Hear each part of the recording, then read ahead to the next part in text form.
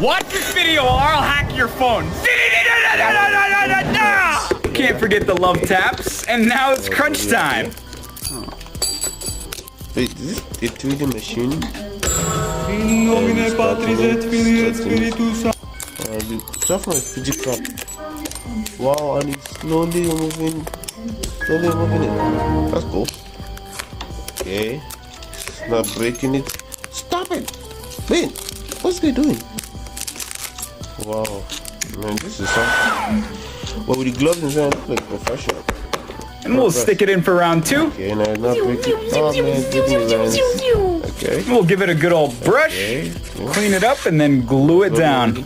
Yeah, now cleaning it, and is it using 3D to move it?